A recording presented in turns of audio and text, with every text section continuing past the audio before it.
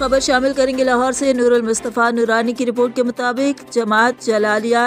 پاکستان کے مرکزی secretary general doctor ظفر اقبال جلالی نے کہا ہے کہ خلیفہ اول بلا فصل افضل البشر بعد الانبیاء حضرت سیدنا صدیق اکبر رضی اللہ تعالیٰ عنہ کی یاد میں ہر سال آزاد کشمیر سمیت ملک بھر میں جماعت جلالیہ پاکستان کے زیر اہتمام سیدنا صدیق اکبر رضی اللہ تعالیٰ عنہ کانفرنسز کا انعقاد کیا جاتا ہے۔ اس سال بھی ملک بھر میں عظیم الشان کانفرنسز کا انعقاد کیا جا رہا ہے۔ ان خیالات کے اظہار جماعت جلالیہ پاکستان کے مرکزی سیکرٹری جنرل پی ڈاکٹر محمد ظفر اقبال جلالی نے جامعہ اسلام آباد میں میڈیا سے گفتگو کرتے ہوئے کیا۔ انہوں نے کہا کہ حضرت سیدنا صدیق اکبر رضی اللہ تعالیٰ عنہ کی اسلام اور بانی اسلام کے لیے خدمات ناقابل فراموش ہیں۔ مزید انہوں نے کہا کہ مرکزی سیدنا صدیق اکبر رضی اللہ تعالیٰ عنہ کانفرنس 11 جنوری بروز بدھ دن 11 بجے ایوان اقبال لاہور میں جماعت جلالیہ پاکستان کے سربراہ الحاج مفتی پیر سید محمد نوید الحسن شاہ مشدید سجادہ نشین آستانہ عالیہ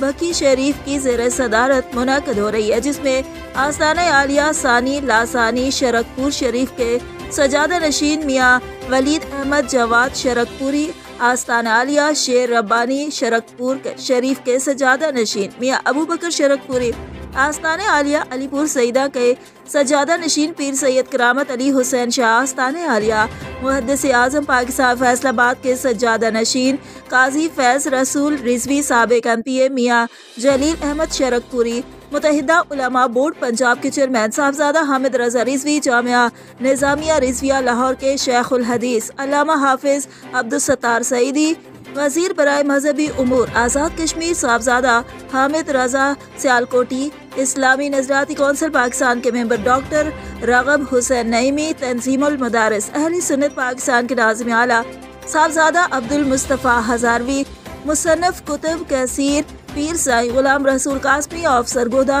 معروف anchor person justice retired Nazir Ahmad Ghazi سمیت دیگر حضرات خصوصی طور پر شرکت کریں گے۔ کانفرنس کے انتظامات کو حتمی شکل دینے کے لیے ملک بھر میں اجلاس جاری ہے۔ دعوتی اور تشہیری مہم زور و شور سے جاری ہے۔ جماعت جلالیہ کے کارکنان کانفرنس کو کامیاب ترین بنانے کے لیے ہمتن کوشاں ہیں۔ ملک بھر سے عوام اہل سنت قافلہ در قافلہ شرکت کریں گے۔